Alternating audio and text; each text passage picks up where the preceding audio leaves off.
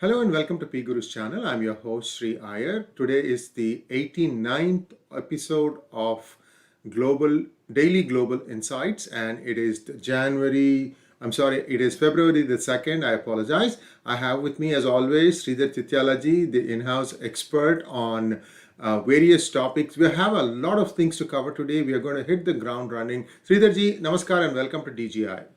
Namaskar and good morning, sir. So let's take a quick look at the Indian budget. We just looked at that big picture thing yesterday. We're going to drill into a little bit more details today first in that, and then we can go into talk about United States, the stimulus package, the two versions of stimulus package, as well as the Chinese incursions, which we'll be doing separately as a detailed program. But today we'll just give people a taste of what is to come. So take it away. Let's start with the Indian budget. Well, I think that we were able to quickly recap, at a high level yesterday. There's a lot of discussion still going on, but the overall impression from everybody is this is probably one of the best budgets because spanning a number of segments. We need to look at it in two contexts. One is the strategic transformative piece is one, and second is the operational management of the revenue and expenses. Which is obviously the second part of it is around receipts and expenses per side. There's a lot of kind of adverse complaints that come from the same taxpayer is being asked to pay more tax or no tax or less tax or whatever it is, why there's no concessions for that. You remember we made the point, which is there's no increase in taxes, no cess tax, no wealth tax and no capital gains kind of tax. So we had kind of set the high level, but probably people expected some flow-on effect from that. It's very interesting that the chief economic advisor in one of the interviews made a comment, which is raising taxes is a U.S. issue. Cutting taxes is keeping it is not raising taxes is not an Indian issue. We can kind of agree or disagree on that, but that's a different topic. But this budget, if you have to highlight, is around strategic transformation of the Indian market, innovation and strategic transformation of the Indian market in one context.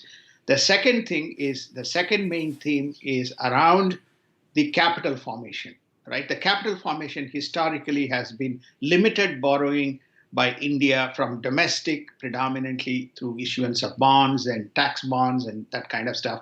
But now they are going into equity dilution. So we are beginning to see at least 4 to 5, two large public sector banks, BPCL, IDBI, LIC, and they're also looking at a couple of other industries. So this disinvestment program, they have set a modest budget, but you are beginning to see that there is a divestment taking place. Now, how does the divestment help? The divestment helps on India runs two accounts. One is, I think, the capital account, which is you have receipts and disbursements, and then you have the revenue account, which has got receipts and disbursements.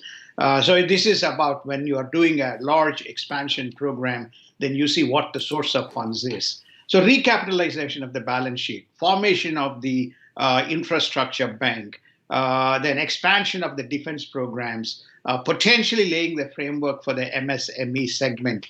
So some of the work in the last few months, I think they were the last pieces of the coal mines. They were divested, boosting up the coffers of the capital side, the capital expenditure side of the government thing. So I think the markets are giving a thumbs up because it's becoming less government and more governance, right? I know there is, I'm not close, but there's always some kind of sarcastic comments that flow on from lots of people kind of in India because of all the underlying kind of challenges. But when you set aside that for a person who is outside looking in, when you look at the macro level kind of reforms and the data, I think India is on the right path in terms of managing both sides, which is the capital account as well as on the revenue expenditure side. Of course, healthcare and defense naturally receives the biggest kind of the boost. I think 17% in the defense sector, and some big number, 134% or some big number increase because of the pandemic situation that you would see in most of the budgets. India is no exception, is around the whole program. revitalizing the health of the people away from the pandemic. So that's why the markets are giving a thumbs up. Markets are not giving a thumbs up because somebody did not meet the revenue gap. Even when you take, we have done this in United States.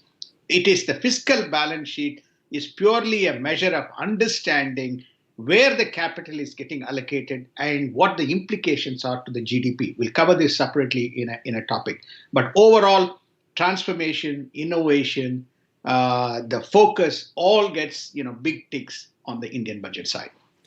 To complement to what Sridharji was saying, India has two types of accounts, the current account and capital account. The current account is fully convertible and the capital account is not. And for the capital account, it is my understanding that India uses some sort of a basket of currencies against which it pegs the India's rupee. And this has been a bone of contention because many people feel that rupee is undervalued and the government refuses to accept that. So there is some philosophical differences. Again, something that we'll discuss about on a later date is much more detailed, much more currencies and foreign exchange and things like that, which is also pegged to the exports. And India needs to become a net exporter, which it is not at this point of time.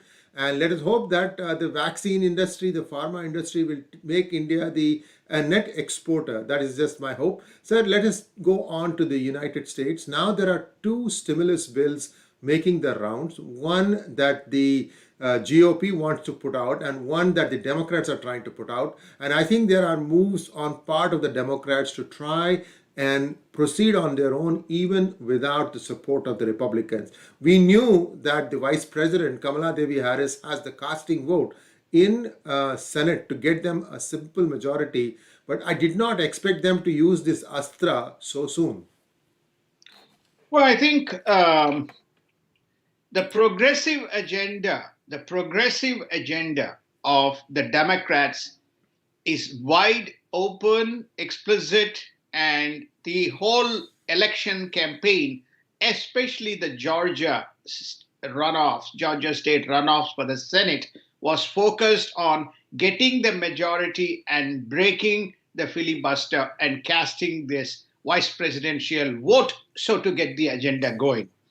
Now, why they want this? Because they have made a promise to their constituents or constituencies, which is to say the progressive agenda is about, to add to the corona relief. It's truly not corona stimulus relief. It is, we want to get in Paris Accord. We want to get in, green tax. We want to get in normalization of all these illegal, finding a pathway for all these illegal aliens who are in United States, expanding the Medicaid program, expanding the access and reach to all these people who are coming in, extending the unemployment allowance, and dealing with these 9 million people who are below the poverty line through a special kind of a special vehicle or a special purpose. All this seems to be incorporated into the stimulus budget, which is actually fiscally totally irresponsible. But that's the path they're hell bent on moving. And also, one of the things that I kind of critiqued is some of these U.S. aid programs is also focusing on supporting and promoting and organizing the abortions, which was kind of very adversely responded in the U.S. In the United States community. But anyway, to achieve all of this, they ought to have a gigantic bill. What the Republicans have pointed out is only $600 billion, is 690 or $670 billion is enough. It addresses four important themes that is truly needed to get the economy back on track. We'll do it through a separate session. And they are basically giving direct payments to only eligible people, not to Tom, Dick, and have everybody who doesn't need it. The second is, extending the PPP program so that further access is available to the small business, but also unveiling that $350 or $400 billion, which Steve Mnuchin has parked in the Treasury, which was unspent money in 2020. Then also the unemployment insurance to be extended to 11 weeks from 8 weeks, and then the rental and mortgage kind of moratorium, and then finally the the what you call HH, health insurance extension, HHCE, healthcare, HCCE, healthcare enhancement extension to the small businesses. So those are very valid programs. And adding a little bit of money to further, depending on the vaccine issue, to the vaccine programs. Anything that you are adding, you will find as no economic multiplier is basically a social welfare program which is tagged to a stimulus budget. You want to do a separate bill and say, I want to add $5 trillion. Let the United States people know that they are going to be further burdened because they want to have another 25 million. But don't add it to the stimulus. Keep it separate. Why you have this discretionary kind of a model? So I think that's the that's the philosophical difference between the two sides of the fence. Couple of things, viewers. Some of you have complained that you are unable to read the news sticker font. The preferred method of watching is this mode called as landscape mode.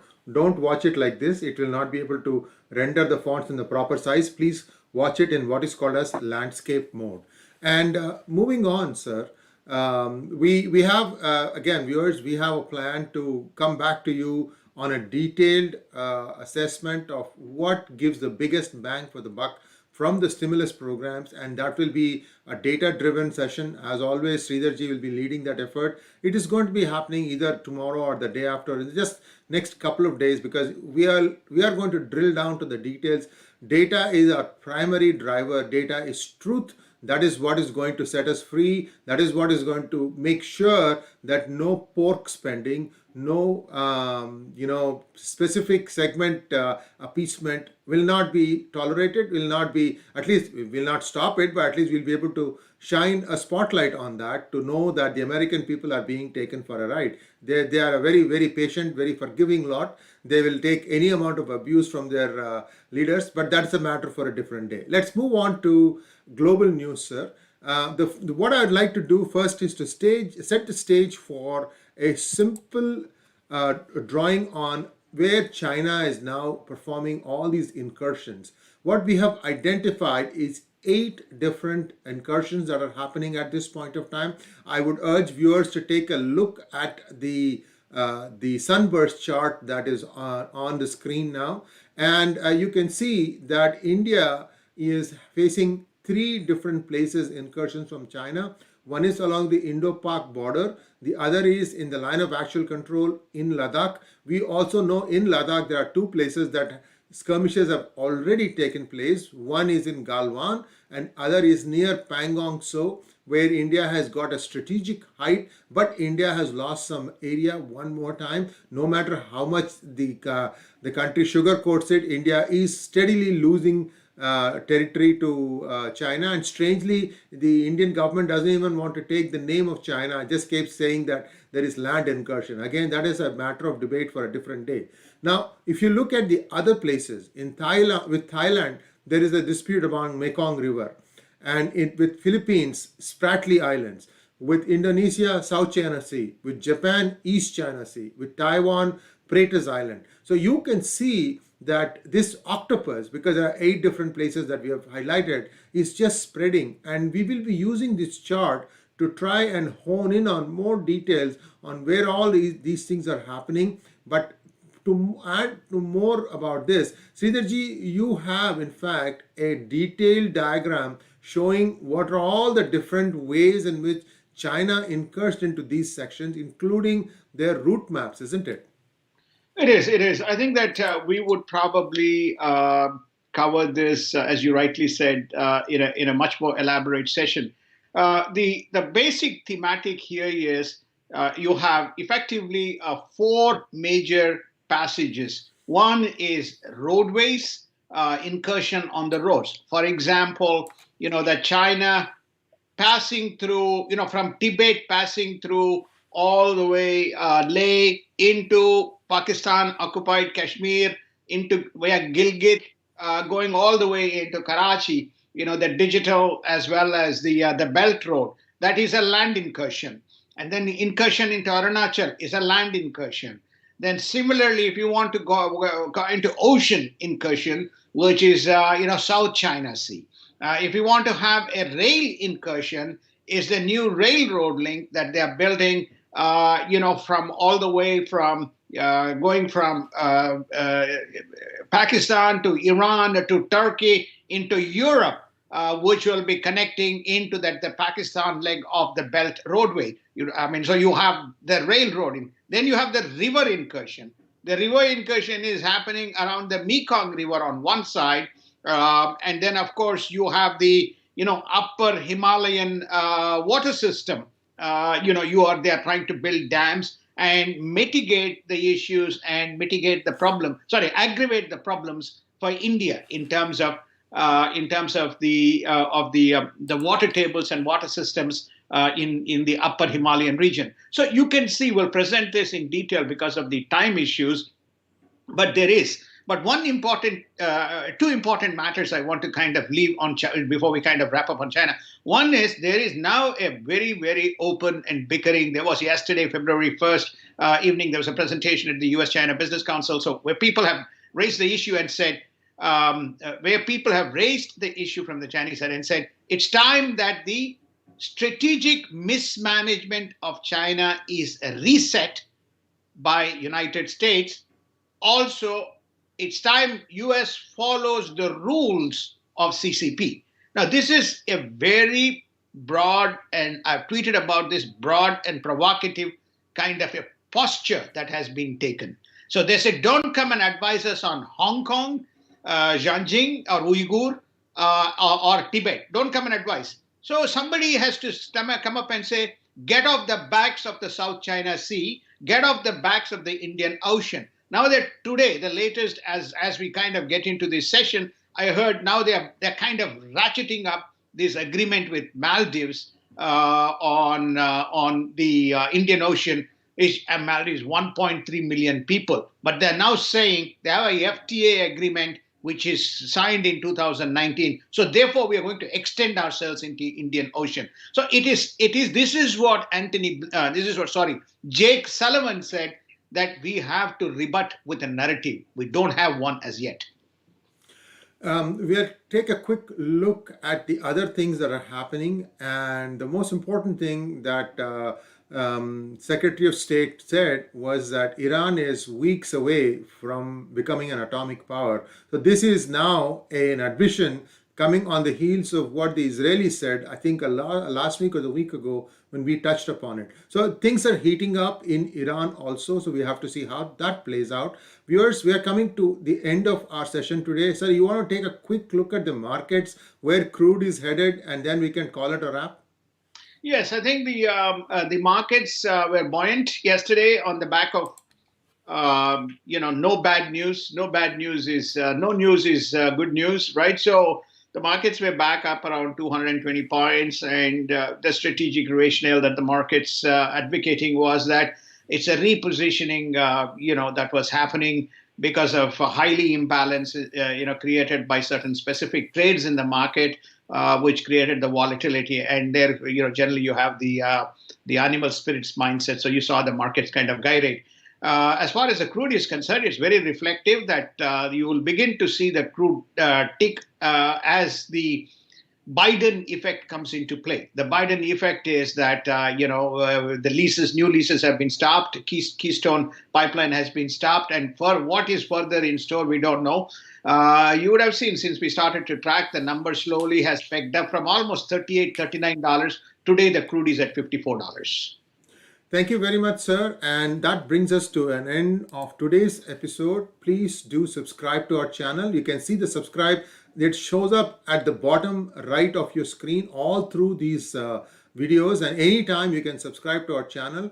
And we would welcome your inputs via comments. Feel free to put in some comments if you feel like there is something that we should be looking at in more detail. And as always, we'll keep trying to make our presentations as professional and as crisp as possible, and we cannot do this thing without your support. Please feel free to donate to our cause. And also, viewers, we are going to have a membership mode where we'll be bringing you a more in-depth detailed content that will be only available for members. We are going to share the details with you very shortly in the next couple of days, and it's a very nominal membership. It's very easy on your purse. Don't worry about it, but we do need that because we are incurring a lot of expenditure in terms of trying to keep up with the increasing demands of various platforms and what we need to do. As of now, we are live on Twitter, Facebook, and YouTube. If you're watching this on Twitter, do like and retweet it. If you're watching it on Facebook, also do like and follow us. And on YouTube, please do subscribe. And please consider donating to our cause. You can see the screens that will come up at the end. It's very simple. It is paypal.me/PGurus. That is the link that you need to use to donate to our cause. Once again, thanks for watching, and we'll be back again tomorrow, same time, same places. Namaskar. Namaskar and have a wonderful day.